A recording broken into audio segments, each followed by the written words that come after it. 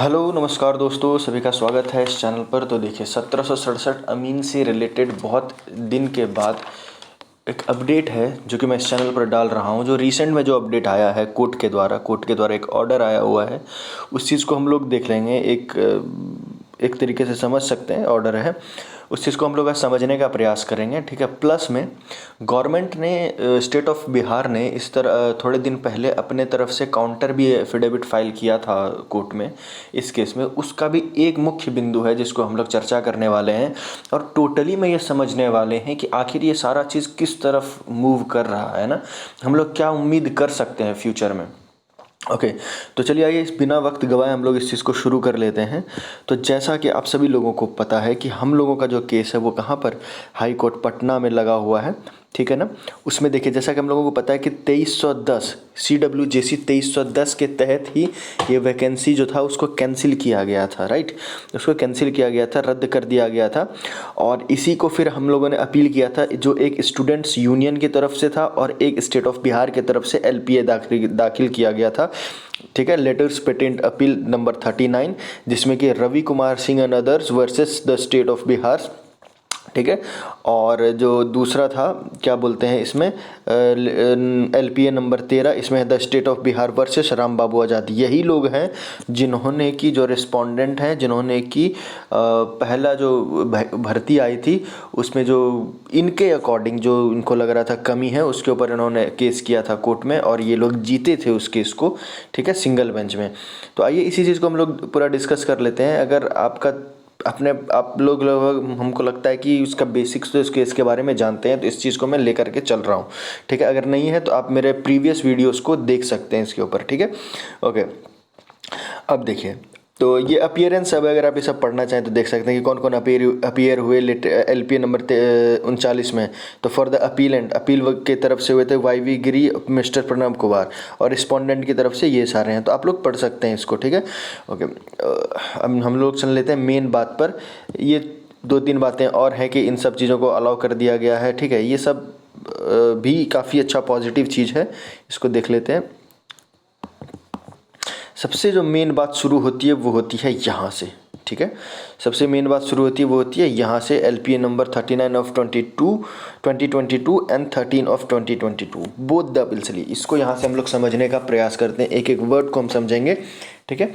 Both the appeals have been taken up together, we have both the appeals, मतलब कि LPA 13 और LPA 39 को एक साथ लिया गया। We have heard Mr YV Giri, the learned senior advocate in LPA number 39 of 2022 and Mr Lalit Kishore, the learned advocate general in the latter appeal, ठीक है ना। मतलब ये हो गए गवर्नमेंट की तरफ से, और मतलब ये 13 LPA नंबर 13 और ये LPA नंबर 39 की तरफ से इन्होंने इसको रिप्रेजेंट किया था, करेक्ट।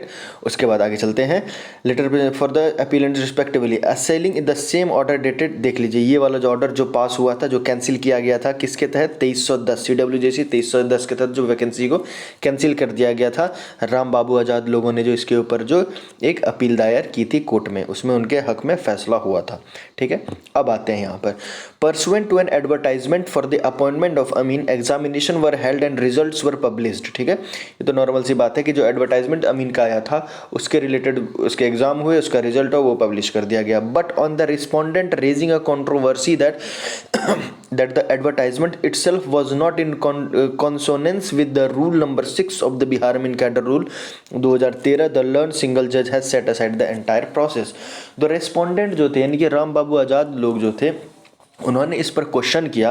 उन्होंने कहा कि जो है ये जो वैकेंसी निकली है, जिसका कि एग्ज़ाम हुआ है और एग्ज़ाम के बाद उसका रिजल्ट भी पब्लिश हो गया है, ये बिहार अमीन कैडर रूल के रूल 6 नंबर के अकॉर्डिंग नहीं है। क्यों नहीं है?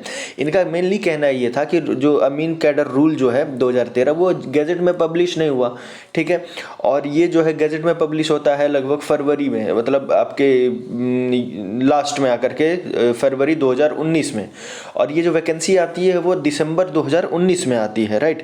तो इनके कहने का मतलब है कि जब जो चीज़ पब्लिश हुआ है तभी से वो चीज़ लागू होगा। तो यानी कि जो भर्ती आई 2019 के लास्ट में, उस पर जो नियम लागू होना चाहिए था वो ये वाला नियम लागू होना चाहिए था। पर सरकार ने क्या करा, अपने अमेंडेड रूल्स के अकॉर्डिंग उसको भर्ती निकाली, यानी कि 2016 और 2017, और इन दोनों को उसने गैजेट में पब्लिश किया हुआ है बजाफ्ता, ठीक है ना। तो ये चीज़ उनका मेन कंसर्न था, इसको उन्होंने अपील किया। और जो सिंगल जो जज था वहाँ पे, सिंगल जो जज जो थे, उन्होंने क्या कर दिया, set aside the entire process, मतलब पूरा उसके प्रोसेस को रद्द कर दिया, इस चीज़ को, ठीक है, खत्म कर दिया वैकेंसी को। यानी कि हम क्या कहना चाह रहे हैं कि राम बाबू आज़ाद लोग क्या हुए, विजयी हो गए इस चीज़ में। अब इसी को लेकर के आगे अपील किया गया सरकार के द्वारा और स्टूडेंट्स के द्वारा, ठीक है।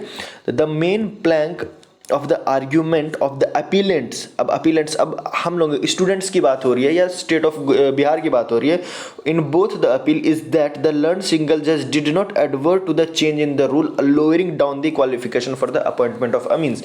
अब यहाँ पे इसमें इसका मतलब क्या हुआ, इसका मतलब ये हुआ, बस ये सिर्फ इतना सा चीज़ बता रहा है कि अपीलेंट, अभी ऊपर वाले पैराग्राफ में बताया गया रिस्पोंडेंट का व्यू पॉइंट, ठीक है, इसमें रिस्पोंडेंट ने क्या बोला है, रिस्पोंडेंट क्या कह रहा है वो बताया गया। उसके बाद जब वो वैकेंसी कैंसिल कर दी गई तो अब अपीलेंट का क्या अपना व्यू पॉइंट है वो बताया गया।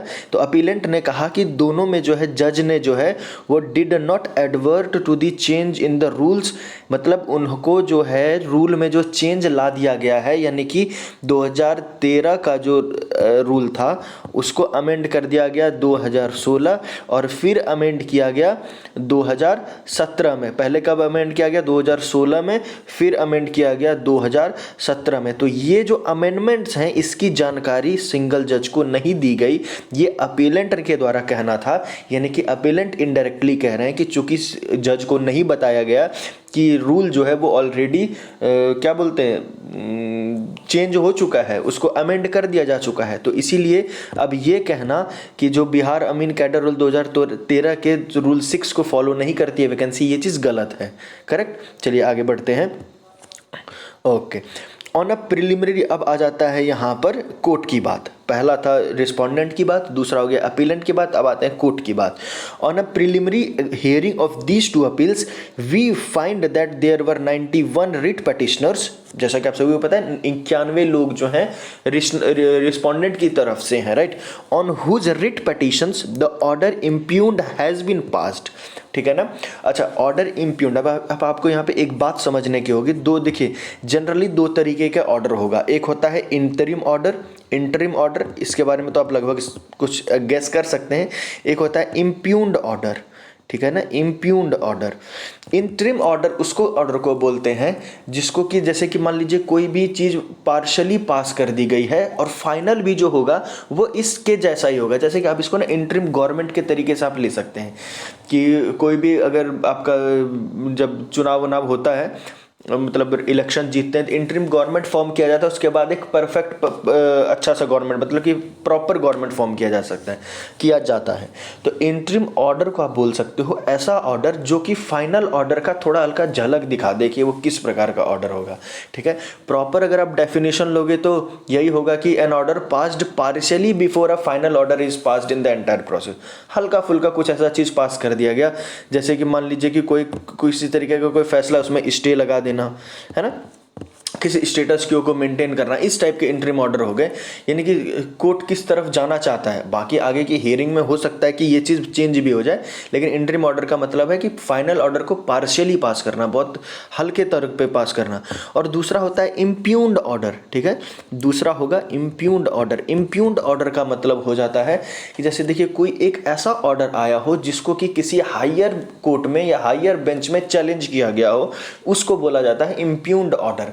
तो ऑर्डर जैसा कि हम लोगों के केस के साथ क्या हुआ कि 2310 वाला जो ऑर्डर आया, 2310 का जो फैसला आया उसमें हमारी वैकेंसी को क्या कर दिया गया, कैंसिल आउट कर दिया गया। तो ये एक ऑर्डर आ गया, इस ऑर्डर को जब आप किसी बड़े बेंच में, हमने बड़े कोर्ट में हमने उसको क्या किया, अपील किया, हमने चैलेंज किया कि नहीं ये ऑर्डर गलत है, तो इस प्रोसेस को, इस चीज़ को कहते हैं इम्प्यून्ड ऑर्डर, राइट। तो यहाँ पर वही इसका मतलब हुआ। तो order impugned has been passed, मतलब कि कोर्ट ने ये सब चीज़ को समझा और द ऑर्डर इम्प्यून्ड मतलब जो चैलेंज किया गया है ऑर्डर को, उसको क्या कर दिया गया है, pass. And all of them have been impleaded as party and respondent in both the appeals, और उनको जो है पर्टिकुलर स्पेसिफिकली किसी को पार्टी और किसी को रिस्पोंडेंट बना दिया गया है। Mister Dinu Kumar the learned advocate appears for one such respondent. Mr. Kumar had appeared on behalf of all the all the writ petitioners. तो 91 जितने रिट पटिशनर थे, दीनू कुमार उनको रिप्रेजेंट कर रहे थे, right. Okay, under such circumstances realising, अब ये भी कोर्ट की बात है, ठीक है, ये कोर्ट की बात है। कोर्ट कह रहा है, जैसे कि मैंने बताया, पहला पैरा रिस्पोंडेंट, दूसरा पैरा आपका अपीलेंट, तीसरा पैरा से कोर्ट का बात चल रहा है यहाँ पे। Realising the necessity of decision in these cases as there is no serving amin in the state of Bihar, यानी कि कोर्ट इस चीज़ को मान रहा है, नेसेसिटी ऑफ डिसीजन मतलब जल्दी से जल्दी इसमें डिसीजन जो हो उसकी ज़रूरत है। क्यों? क्योंकि there is no serving amin in the state of Bihar. Mister Dinu Kumar is requested to contact the nodal person who had approached him for preferring the writ petitions and seek their concurrence for representing them in these two appeals, ठीक है। तो court यहाँ कह रहा है कि हम लोग मानते हैं कि हम लोग जानते हैं कि ये जो इसका डिसीजन आना बहुत जल्दी ज़रूरी है।